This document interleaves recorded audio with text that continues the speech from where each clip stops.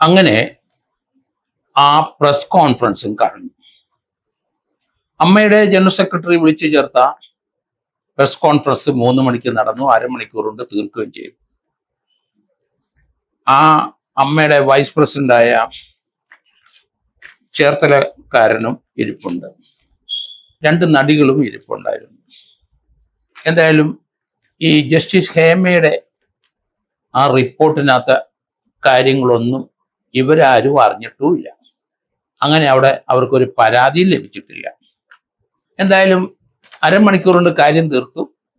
പത്രക്കാരും ചാനലുകാരും ഒക്കെ അമ്മ എന്തുകൊണ്ട് പ്രതികരിക്കുന്നില്ല എന്ന് കഴിഞ്ഞ 3-4 ദിവസം കൊണ്ട് പറഞ്ഞുകൊണ്ടേയിരുന്നു. അമ്മ ഇപ്പം നിവൃത്തിയില്ലാതെ പ്രതികരിക്കുകയും ചെയ്തു. പ്രസിഡന്റ് മോഹൻലാല് സ്ഥലത്തില്ല എന്ന് പറഞ്ഞു. ഏതായാലും പ്രമുഖ നടന്മാരായ 2 പേരുമില്ല, അമ്മയുടെ അംഗങ്ങളാണ്. മോഹൻലാലും ഇല്ല, മമ്മൂട്ടിയും ഇല്ല.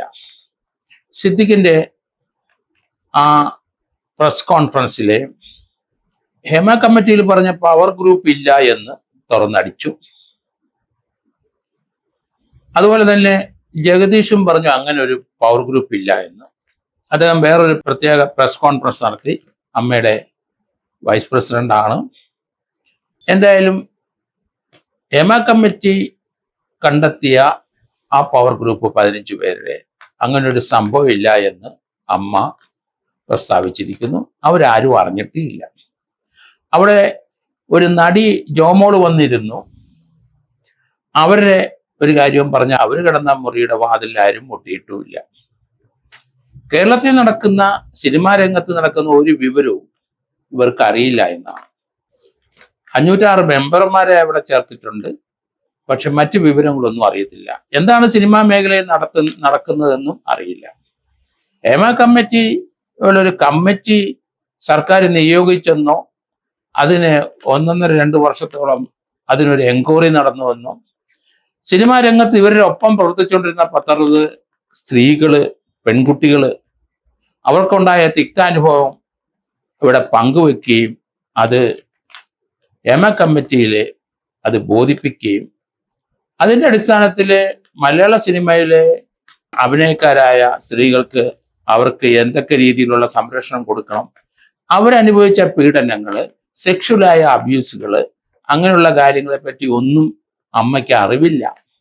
ആരും പരാതിയും കൊടുത്തിട്ടില്ല. അത് പോലീസ് സ്റ്റേഷൻ അല്ലല്ലോ പരാതി കൊടുക്കാൻ.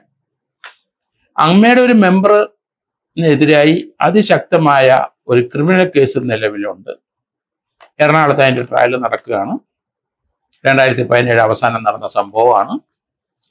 അതിൽ മലയാള സിനിമയിലെ ഏറ്റവും ഉന്നത സ്ഥാനത്തേക്ക് ഉയർന്നുകൊണ്ടിരുന്ന ഒരു നടിയെ അവരോടുള്ള വൈരാഗ്യം കൊണ്ട് ആ പവർ ഗ്രൂപ്പിലുള്ള ഒരാള് അവർക്കെതിരായി ചിലർ ക്രിമിനൽ അയച്ച് അവരെ സെക്ഷുവലായിട്ട് അവരെ പീഡിപ്പിച്ചു. അതാണ് കേസ്. ആ പീഡനത്തിന്റെ ദൃശ്യം അന്നേരം തന്നെ ആ പവർ ഗ്രൂപ്പിലുള്ള ആളുടെ കയ്യിൽ എത്തുകയും ചെയ്തു. അത് എത്തിയില്ല എന്നായിരുന്നു ഇതുവരെ പറഞ്ഞുകൊണ്ടിരിക്കുന്ന കേസിലെ ഡിഫൻസും അത് തന്നെയാണ്. പക്ഷെ അത് എത്തിയെന്നും അത് കോടതിയിൽ കൊടുത്ത ആ ദൃശ്യങ്ങള് കോടതിയിൽ നിന്ന് അതിൻ്റെ കോപ്പി എടുത്തെന്നും അതിനും തെളിവ് വന്നു കഴിഞ്ഞു.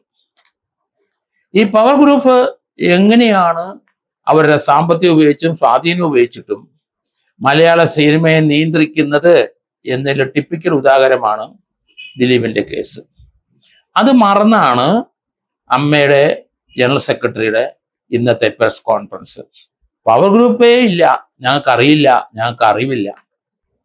എന്തായാലും ജസ്റ്റിസ് ഹേമയുടെ കമ്മിറ്റി കണ്ടെത്തിയ പല കാര്യങ്ങളെ പറ്റി അജ്ഞരാണ് ഈ അമ്മയിലെ ആ ഭാരവാഹികളെല്ലാവരും. ഏതായാലും തനിക്കൊരു സിക്ത അനുഭവം ഇന്ന് വരെ സിനിമാ മേഖലയിൽ നിന്നും ഉണ്ടായിട്ടില്ല, അത് തൻ്റെ വാതിലിൽ ആരും മുട്ടിയില്ല എന്നൊക്കെ ഒരു നടി പറയുന്നത് മറ്റ് നടികളെ, ഭൂരിപക്ഷം നടികളെ അവഹേളിക്കുന്നതാണ്. ഒരു ജുഡീഷ്യൽ എൻക്വയറി അല്ലെങ്കിലും ജസ്റ്റിസ് ഹേമയുടെ ആ ഫൈൻഡിങ് അല്ലെങ്കിൽ കണ്ടെത്തിയ വിവരങ്ങളെ പറ്റി യാതൊരു വിവരവും ഇല്ല എന്ന് 60ഓളം സ്ത്രീകള്, സിനിമാ നടികൾ പറഞ്ഞ അവരുടെ പരിഭവങ്ങൾ, പരാതികൾ, സെക്ഷൽ അബ്യൂസിന് വിധേയമായ കാര്യങ്ങൾ, അനുഭവിച്ച ബുദ്ധിമുട്ടുകള് ഇതൊന്നും അറിയാതെ സ്വർഗലോകത്ത് ജീവിക്കുന്ന ഒരു നടിയായി അവിടെ പ്രത്യക്ഷപ്പെട്ടു പ്രസ് കോൺഫറൻസിൽ. എത്ര വിരോധാഭാസമാണ് ഇത്! പൊതുജനങ്ങളെയും കേരളത്തിലുള്ള സിനിമാ ലോകത്തെ അവഹേളിക്കുന്ന തരത്തിലുള്ള ഒരു പ്രസ് കോൺഫറൻസ് ആയി പോയി. ഒരിക്കലും ആ രീതിയിലുള്ള അത് തങ്ങൾ സ്വാഗതം ചെയ്യുന്നു. എമ കമ്മിറ്റിയുടെ റിപ്പോർട്ടിന്റെ പുറത്ത് ഹൈക്കോടതി എടുക്കുന്ന അല്ലെങ്കിൽ ഗവൺമെന്റ് എടുക്കുന്ന തീരുമാനം തങ്ങൾ സ്വാഗതം ചെയ്യുന്നു എന്നാണ്. പക്ഷെ പൊട്ടം കളിച്ചാണ് ഇത്രയും നാളും അമ്മയുടെ പ്രവർത്തനം. ദിലീപിന്റെ കേസ് പോലെ കാര്യങ്ങൾ നമുക്ക് പൊതുജനങ്ങൾക്ക് മനസ്സിലായി. അതുകൊണ്ട് ഈ രീതിയിലുള്ള ഒരു പ്രസ് കോൺഫറൻസ് ഒരിക്കലും സിനിമാ ലോകത്തിന് ഉചിതമായിരുന്നില്ല. അവര് അറിഞ്ഞില്ല ഇങ്ങനെ ഒരു സംഭവം എന്നാണ് പറയുന്നത്.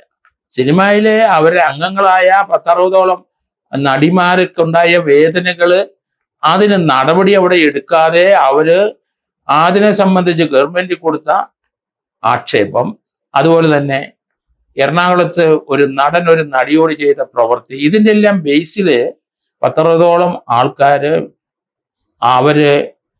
അവരുടെ വേദനകളെ പറ്റിയൊക്കെ അവര് ഒരു അസോസിയേഷൻ ഉണ്ടാക്കിയ ശേഷം അതിനെ തിരുവനന്തപുരത്തെ മുഖ്യമന്ത്രിയെ കണ്ട് അങ്ങനെ ഒരു ഓർഡർ സമ്പാദിച്ച് അങ്ങനെ ഒരു കമ്മിറ്റി ഉണ്ടാക്കി ആ കമ്മിറ്റി കണ്ടെത്തിയ വിവരങ്ങൾ യാതൊരു അറിവുമില്ല, അല്ലെങ്കിൽ തങ്ങളുടെ തന്നെ മെമ്പർമാരാണ് ആ കമ്മിറ്റിയിൽ പോയി വിവരങ്ങൾ കൊടുത്തത്, അത് മനസ്സിലാക്കാതെ പൊട്ടം കളിച്ചുകൊണ്ടുള്ള ഒരു പ്രസ് കോൺഫറൻസ് കണ്ടത് വളരെ അതിയായ ദുഃഖമുണ്ട്.